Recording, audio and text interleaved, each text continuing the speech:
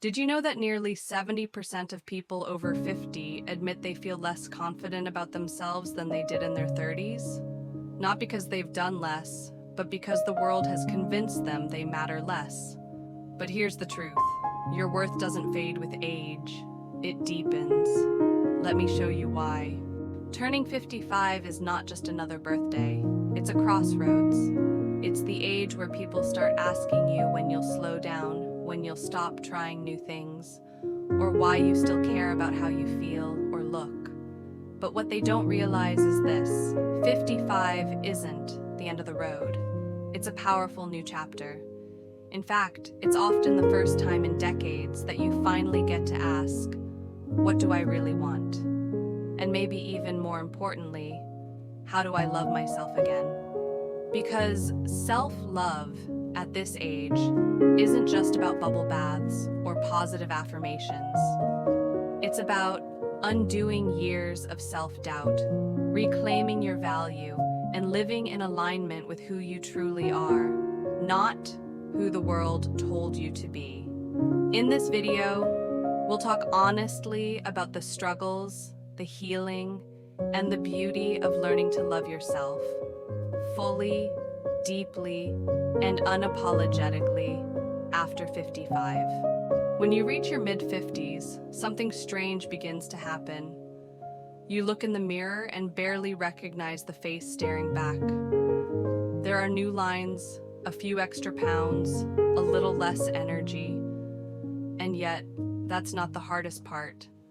The hardest part is the quiet voice in your head that starts to whisper, "You're not enough anymore." This voice isn't yours. It's the result of years, decades of messages from the outside world. That beauty is youth. That ambition has an expiration date. That once your children are grown or your marriage ends, your story is over. Society rarely celebrates the woman who turns 55 and dares to choose herself. Instead, it applauds the one who keeps quiet, keeps giving, keeps disappearing. And so, over time, many of us shrink ourselves, not physically, but emotionally. We stop taking up space in conversations. We apologize for things that aren't our fault.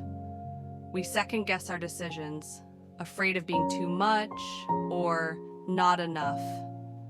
Even relationships can become reflections of this self-doubt.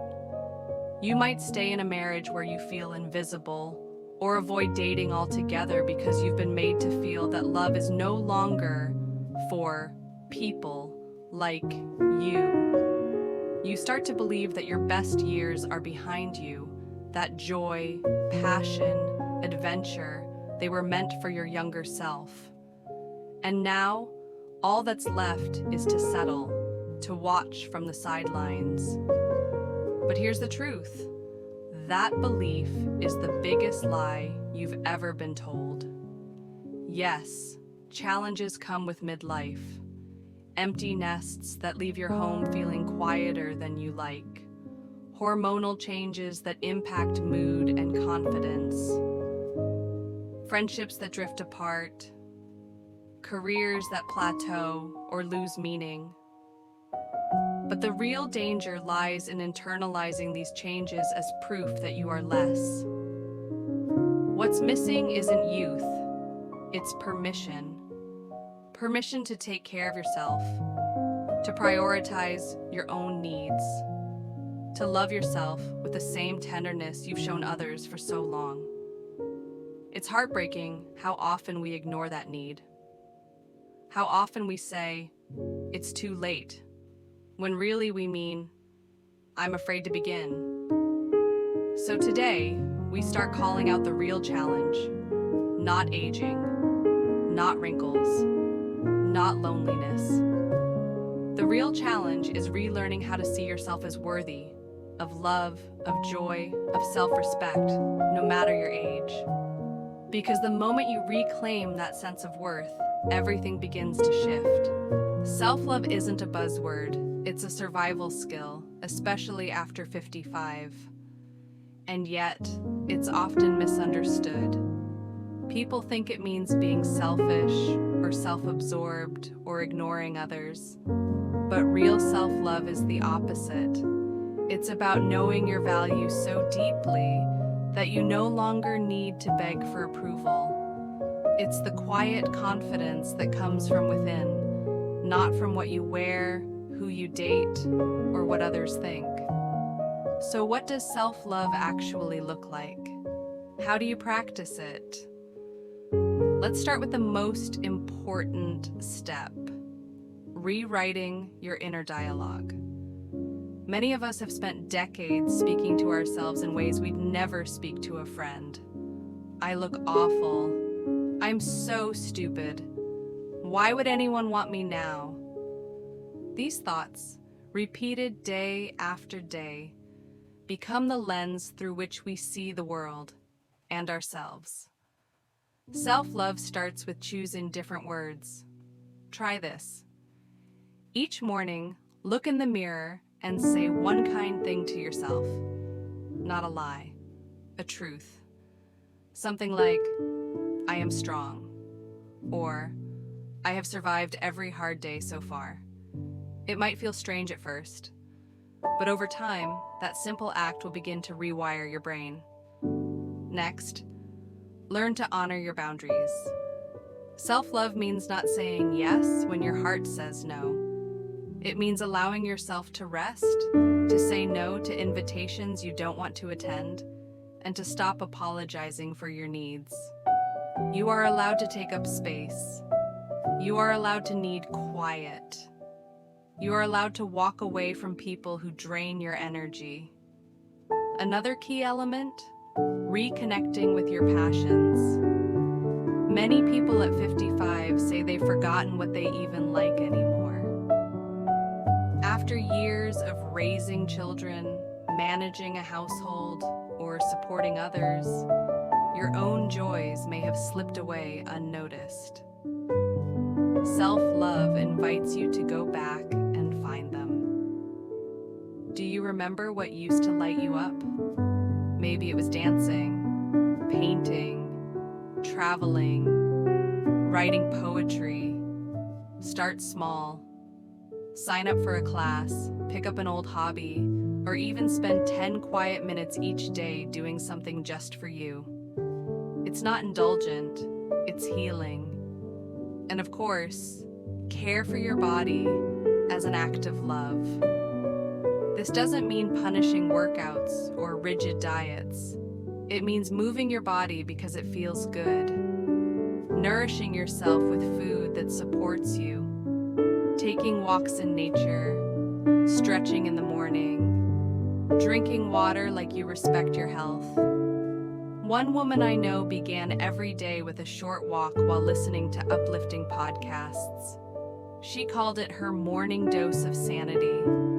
It wasn't about losing weight. It was about choosing herself each day. There's also power in surrounding yourself with people who uplift you. At this age, you don't have time for shallow friendships or constant criticism. Let go of relationships that leave you drained. Instead, seek those who make you feel safe, inspired, and seen. That might mean joining a book club, volunteering, or reconnecting with a long-lost friend who always made you laugh. If you've spent much of your life taking care of others, it might feel foreign to focus on your own happiness. But here's a truth that might surprise you.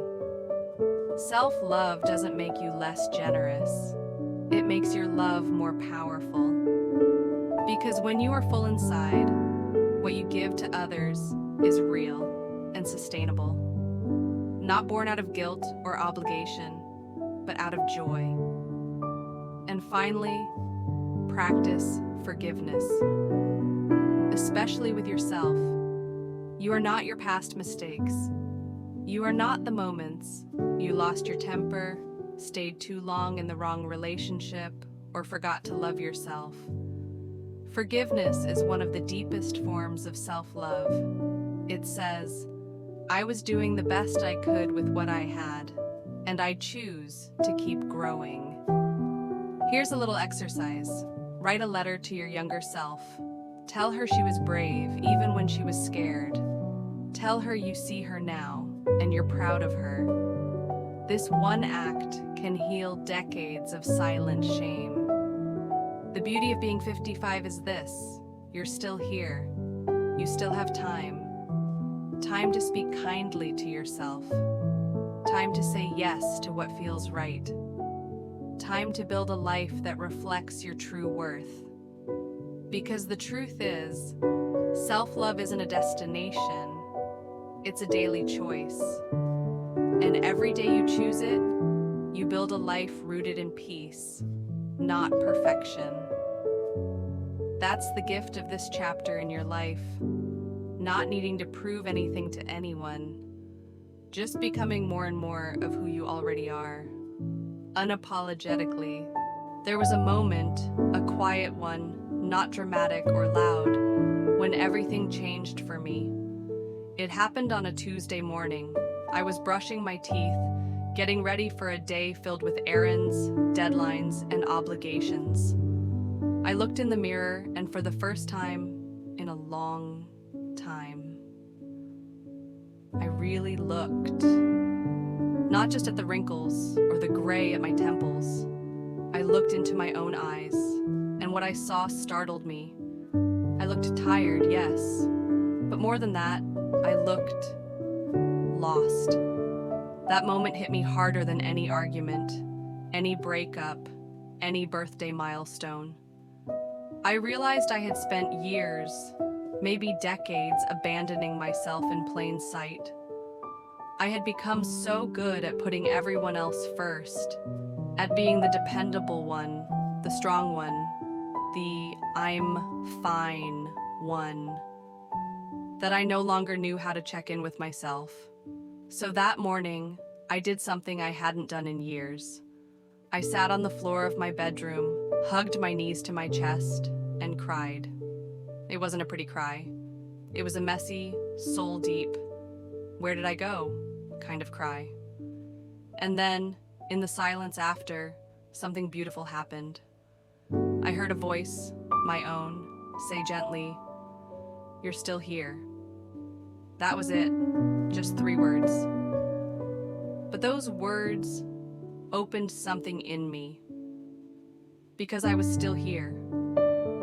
Underneath the guilt, the routines, the shame, the pressure, I was still here, and I deserved to come home to myself.